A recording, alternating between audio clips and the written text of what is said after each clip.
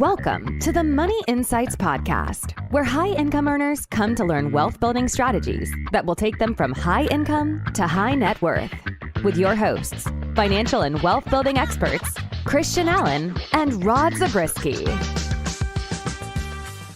Welcome into today's episode of the Money Insights Podcast. I'm your host, Christian Allen, with my co-host, Rod the Pod Zabriskie. Rod, what's up, man? Hey, I am doing great. And I'm excited for you because you're heading out to the Big Apple, huh? The Big Apple for the second time in like the last, I guess it's actually not been, it was Christmas time that I went last time. Okay. So yeah, we're headed back out there. This time it's less about just for like fun, although I'll probably do some fun stuff. Sure. But it's more to support my daughter, Kate, who is going to be going to a cool theater program that she got chosen for. And so we're just excited about it. That's awesome. Yeah. So and she's really fun. If I've ever mentioned this or people haven't heard me say it, she is really good. I've watched her on stage and yeah, you've been awesome. You and the fam always come support us. It's great. Yeah. And she just takes those characters and anyway, I just think she's really, really good. Yeah, she really owns her character and like embodies it. And yeah, she is really talented that way. So she's very, very anxious and nervous, but excited. So anyway, I am really excited about that, Rod. And yet, I don't think that people are quite as excited about me as I am about that. But I'm hoping they're excited for today's podcast, or at least as excited as I am about it. Today, we're going to be talking about the 5 rules of alternative investing that we wish everybody knew. So let me set the record. Let's set the stage here. Rod, you and I, we've been teaching alternative investments and investment strategies for well over a decade now. And as I was going through ideas for like what to hit on today, this one just stuck out to me because I feel like it's a chance to take all of those years of experience and boil it down into some like really critical, important things that people can do. So the purpose on this one, and we have 5, right? We have 5, but there's a real possibility that we could very easily come up with 5 more, right? Sure. So we're going to start here with part 1 with a possible part 2. But they're not in any particular order. They're just things that we felt like, gosh, if everybody understood these things, they would be so much better off as wealth builders. Yeah. Principles To live by, right? So with that being the case, Rod, do you have any thoughts you want to get into before we jump right into our top 5 rules? Maybe just this, that we meet up with a lot of people who've already been in the alternative space for a long time. We meet up with people who are new to the alternative space. And especially if you're new, I think these will hopefully be guiding posts, so to speak, for you. But even if you've been in the game for a while, some of these will probably speak to you from your own experience, hopefully in good ways, hopefully less in painful ways, but there probably are some of those. But also kind of build upon the foundation that you already have in what you've been doing. Yeah. So we're talking rules and reminders, right? There you go. Yep. Rules and reminders. Okay. Rule number 1, Rod. Rule number 1. And again, not in any particular order. This is just part of our top 5 possible top 10. Rule number 1, the operator is the investment. Okay. Why in the world would we say that? And what's the impetus behind that thought process? Well, the fact is the best, most teed up opportunity, like actual investment, but whether it be a property or whatever it is, can be ruined by a poor operator, right? And on the flip side, a very challenging investment with the right operator can be elevated to a place where it makes it worth considering, right? So the operator is the investment because that's who makes or breaks the deal, right? Regardless of what a sweet deal it is, it's all on the operator to make it happen. Yeah. So there's a couple of things that come into my mind. Number 1, there's the knowledge element, right? Sure. But that's not all. It's not good enough to have a knowledgeable operator. You also have to have an honest operator, right? So you can imagine if either of those two things, and there's probably a couple other things we could throw in there, but if either of those two things aren't right, then everything goes off the rails. Yeah. And of course, and by the way, it can still go off the rails potentially, even if those things are right. Sure. But as the starting point, we 100% need to feel confident, right? We can't always know with a certainty, but we need to do the due diligence to feel confident. One, that they're honest and transparent. I cannot stress that enough. And number two, that they're knowledgeable and actually understand what they're doing. And then if those two things are in line, and it's the type of asset that speaks to us and makes it, now we have something that we can work with. But if those things are out of whack, the whole thing's out of whack. Yeah. And it can be either one of them, right? They could be completely honest and transparent, forthright, all those things that we want. But if they lack the competency, then, well. Right. If the skill set's not there, it doesn't work. So you can't have one or the other. You've got to have both. Okay. Yep. So I think most people know that, but I also think, when I read that point, I cannot help but to think of the challenging circumstances that a lot of people have gone through over the last several years. And again, it's not to suggest that because things haven't gone as well, especially in like multifamily where they've had the hardest time. It's not to say that it's a bad operator because something hasn't gone right. But I do think this, and I think this is really a critical piece. If you have multiple investments, especially multiple different strategies and styles of investments with a single operator that are going bad, you have a huge, huge problem, right? Yeah. Suddenly, you have to start questioning whether the operator you're working with is knowledgeable, competent, and honest and transparent. So anyway, that's kind of part of the reason it came to me. It's like the positive side, but it's like the negative side is there too, right? The right operator makes things really hum. The wrong operator loses our money. Yeah. And we'll get into some things later on how we can balance this out, because like you said earlier, you don't always know before you make the investment, right? You can do your due diligence. You can have experience with the same operator and you're going back. You're like, man, I really loved my experience. I want more of that. And again, that's no guarantee that the next deal is going to go well again, right? They're going to get the same thing. Past experience is no guarantee, right? So, anyway, so we're going to get into some additional principles that will help even in that situation where you feel like you did everything right, focusing on the operator, and then sometimes they still don't just don't work out the way we think they should. Well, I think about the ATM deal, Rod, that a lot of listeners are familiar with, and that's kind of an example of like, okay, if you got into the ATM deal years ago, you saw what appeared to be things humming along perfectly for quite a while before it suddenly blew up, right?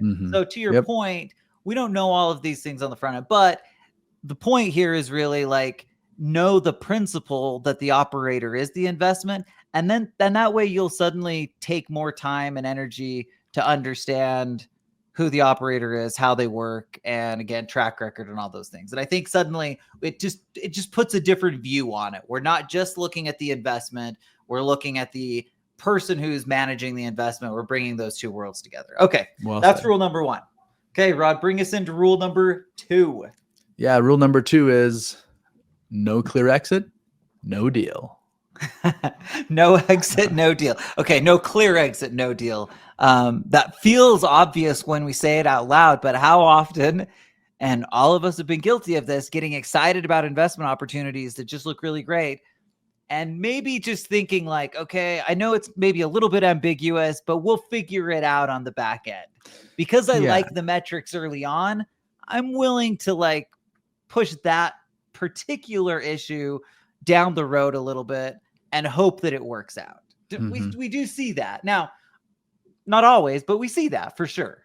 Yeah, for sure. And we also say with the caveat that even if there is a clear exit strategy, you have to go in as an investor with flexibility on that.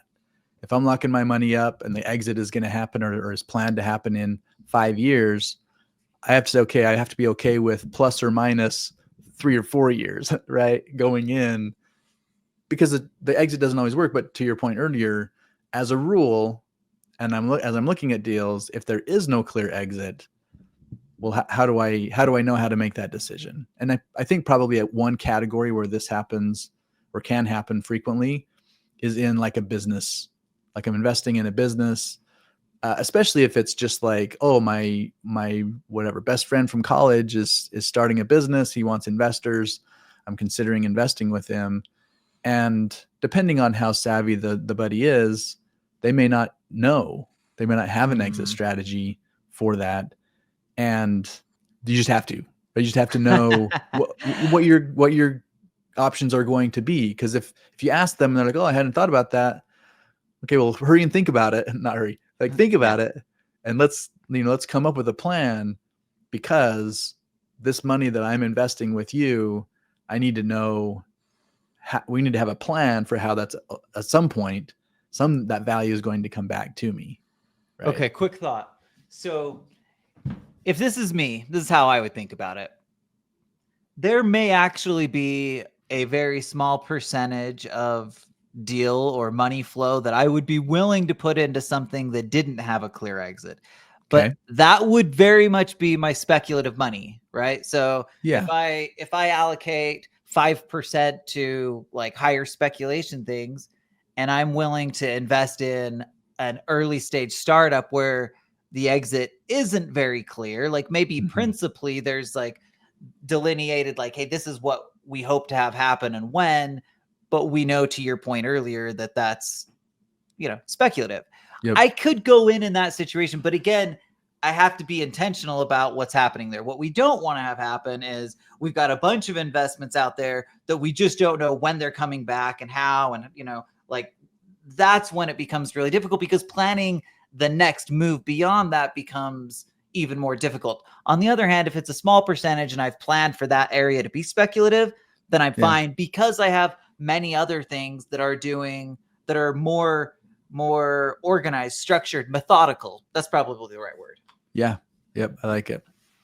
Okay, Rod. Rule number 1, the operator is the investment. Rule number 2, no clear exit, no deal. Rule number 3, this is a big one.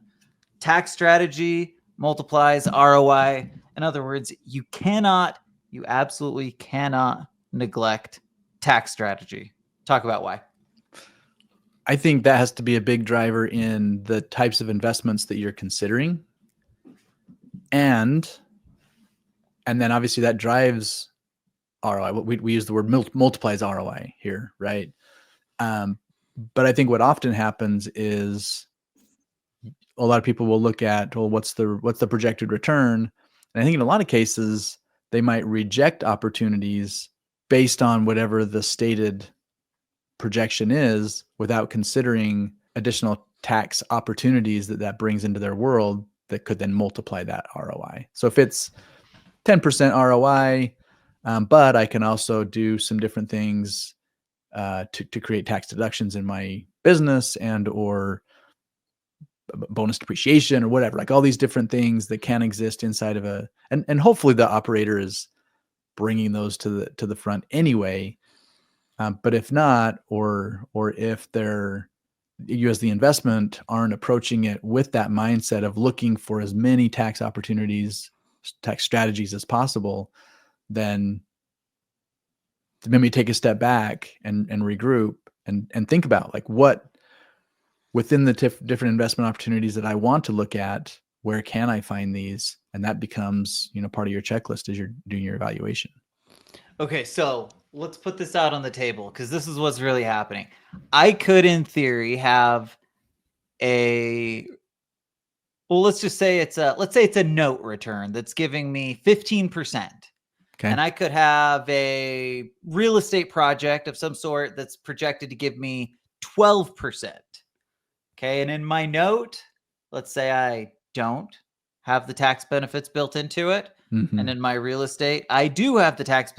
I could actually look at that and think that I'm getting a better return on the note than I actually am. Because I have to know not just what the return is, but what the return is to me as an individual. So if I'm a high income earner and I've got a 40%, if I'm in a 40% tax bracket, and I know that every bit of that, or, every piece of that return is going to get bitten into, versus something over here, I could just end up with a better actual ROI for myself than I would otherwise. And that's really what we're talking about here. So when you're thinking about it, one, you just should be doing it because you're missing opportunity if you're not, number one. Yeah. But number two, we shouldn't be looking at it and comparing without adding that additional element into it and creating and understanding what the ROI is for us as individuals, that tax adjusted return.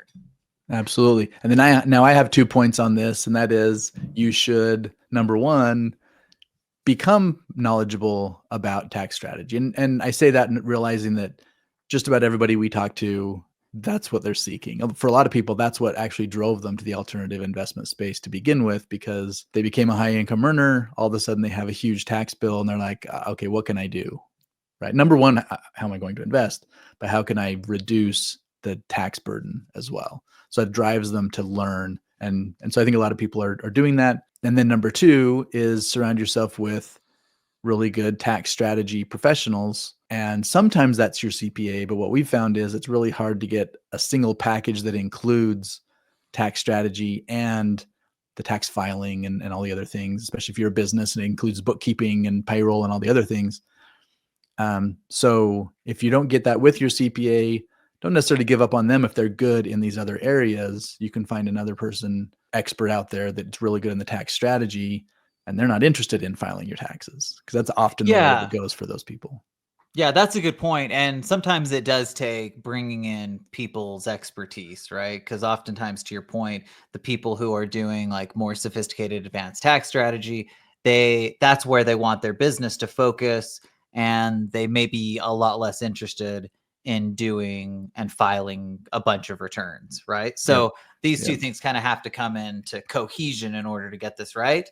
And to your point, it's really hard. Like, we've been doing this for years, and it's hard to find the one size does that one thing, like one firm that just like knocks it out of the park. It's even hard to find multiple, but the point is you need to be doing it, right? Yeah. Even if it's a struggle to find the right people, that right support team, which in my mind has been like the most difficult part of the tax strategy. There's still a lot of stuff we just know, right? Like, I don't need a tax strategist to tell me that bonus depreciation is going to be a big deal and create a better return for myself. I don't need a CPA necessarily to calculate what that bonus depreciation does for me. Obviously the broader big picture stuff we do, but the point is you've got to be thinking about tax and making decisions with that as a key part. And again, especially if you're already a high income earner or have a lot of passive income coming from other places. Yep, for sure. Okay, Rod, rule number 4. Don't fall for the home run. Fall in love with the system. This feels like a Money Insights special. We are all about systemization and doing it the right way consistently. So I totally agree with this. Like, this is one of those things where I look back on my own investment journey, on my own wealth building journey.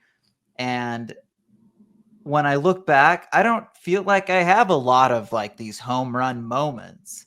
But when I look back, I can also see like a massive growth curve that's happened. Right. And so it's now when I say that, like I think about moments like I bought a bunch of Bitcoin at like 75 and it's gone crazy recently. So like, is that a home run? I don't know. Like, the expectation is that'll be volatile. We'll hold it long term. Like, I've had a lot of wins, but I think the point is that to me, it's clear that it's been more about the principles and the system and consistent wins more than it's been about like, hey, this one thing just blew it up. Now, the business might be the one kind of outlier in that, but even that, like, it's not like a business blew up overnight. That was a methodical effort that just had to be, done day after day after day. So anyway, when I think about this, it really speaks to me. I think that too often people get excited about home run opportunities. And certainly I am one of those people that can get excited about, shiny objects, things that look exciting. And yet at the core of it, that's why we're putting it as a rule, the system is more important than the home run. What's your take, Rod? Yeah, well, one of the things we were laughing about this the other day, actually, because a tendency that we see is especially if someone has hit a home run, right, or maybe they got a triple, right, and they get this feel like, oh man, I want to get there, and then they start thinking, well, I have to put everything in this. So the other day we were joking about it with Bitcoin, because for as well as it did over the last 3 months, it's like, well, what if I had put everything that I own and dropped it into Bitcoin 3 months ago? That would have been amazing, right? But what that's, and again, that's what I thought. I was like, gosh, I could have, if I put, $10 million straight into Bitcoin, we'd be like rolling right now, Rod.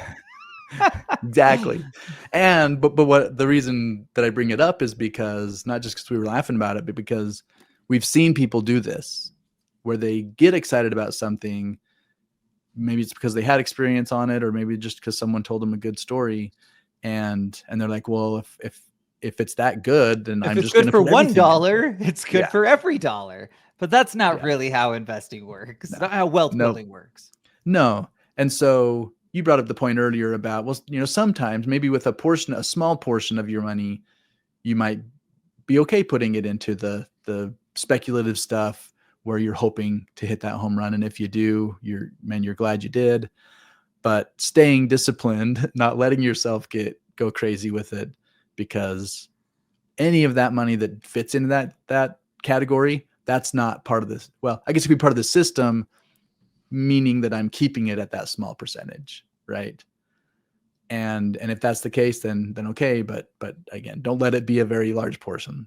Keep it a very small portion of your overall portfolio. Rod, this rule number 4 is the exact reason that we created the entire Invest with Benefits framework. It was to create a principled system that I'm using to invest, not just shooting from the hip type of thing.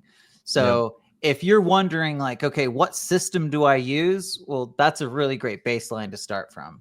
Thinking about those 6 elements, right?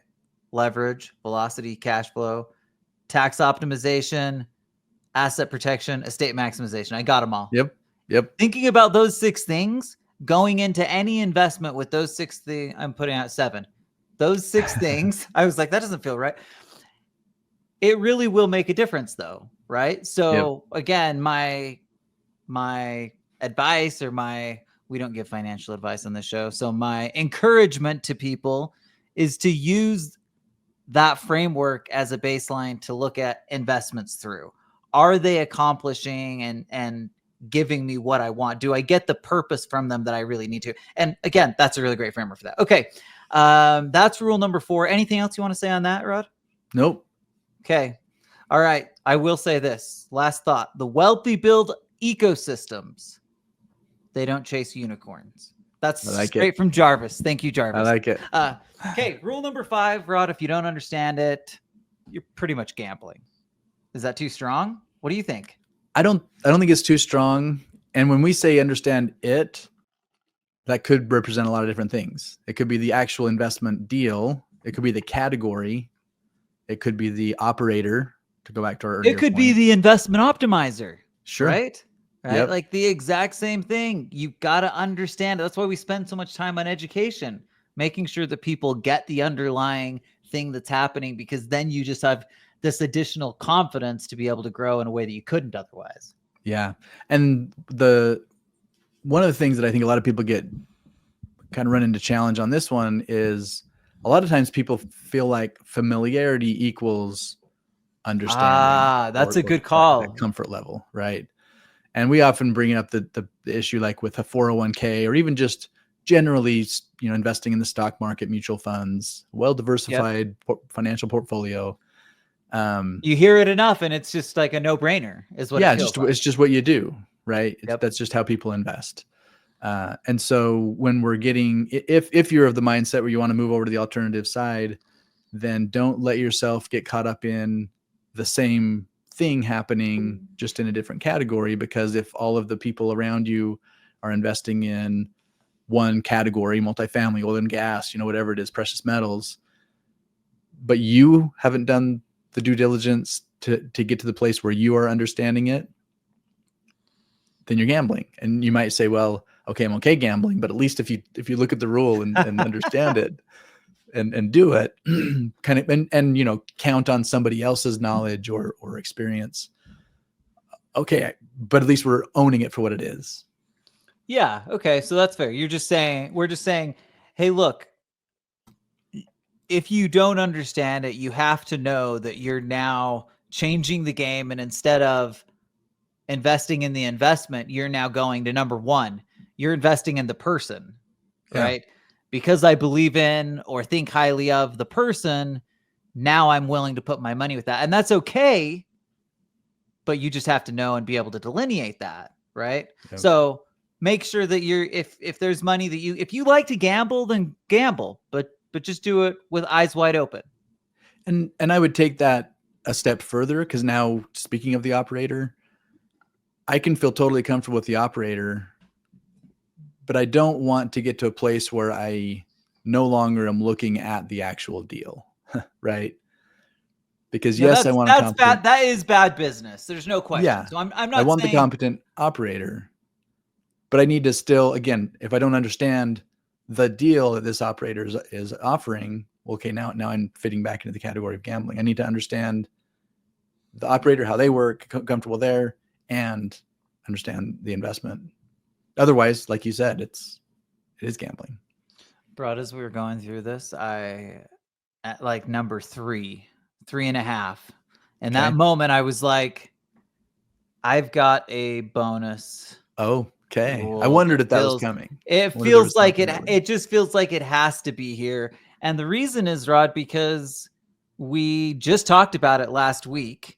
But rule number 6, which maybe should be rule number 1, Rod, but the real wealth gap is lack of financial education, right? Yeah. That's not a good rule, but I need to figure out how to put it in rule form. But the concept is that there is a wealth gap, and the best thing that we can be doing is get financially educated, right? Yep. At least from a wealth building standpoint, right? I'm not saying it's the best thing, but from a building standpoint, if I want to create like a life of freedom and flexibility and the life that I want from a financial freedom standpoint, there is really no better way to do that than to become financially educated. And the reason I know this is because all too often we see people who have a lot of money, who make a lot of money, but still aren't in that space. We also see people who make good money, but not nearly as much, who are in a place of total freedom and flexibility. So my thought here, I just wanted to emphasize, like, financial education is so critical. And one of the sad parts is just it's missing, right? It's missing. When did you get financially educated, Rod? I'll tell you what, the most financial education I got was from my dad. He was a CPA. And I remember driving in the car one day, going down to the bank, and he decided he felt like he should tell me that I should make sure to use Roth IRAs. Okay. And it turns out he was like logically on, right? Like I to this day, I'm philosophically in line with the idea that taxes are likely to go up. Therefore, I should pay it now. Anyway, what's your your experience been like? My experience has been, I don't know that I'll ever say I am educated, meaning that I've embraced the idea that it's up to me. If whatever I'm going to make of my wealth building journey, it's going to be because I took the reins and kind of made it happen. Right. So, and you're going for the education is an ever learning process. It's a lifelong process. Yep. I'll never arrive, because no matter what vista I get to, there's going to be, basically just opens my eyes to more out there that I need to learn. Right. Okay. The good news is Rod's a studier, and then he comes here and imparts his wisdom to us. Okay, so let me just recap our 5 rules. Rule number 1, operator is the investment. Rule number 2, no clear exit, no deal. Rule number 3, tax strategy multiplies ROI. Rule number 4, don't fall for the home run, fall in love with the system. Rule number 5, if you don't understand it, you're gambling. And rule number 6, financial education must come first. What do you think? I like it. Okay, thanks everybody for listening. We appreciate you, and we'll talk to you next week. Thank you for listening to the Money Insights Podcast. To learn more about the financial and business strategies discussed in this show, please visit moneyinsights.net. The views and opinions expressed on the Money Insights Podcast are not intended to be individual financial, tax, or legal advice. Always consult with the appropriate advisor before making financial decisions. And if you're enjoying the show, please feel free to rate, subscribe, and leave a review wherever you listen to your podcasts. This will help others find the show and learn wealth building strategies for themselves. Thanks again for tuning in, and we'll catch you in the next episode.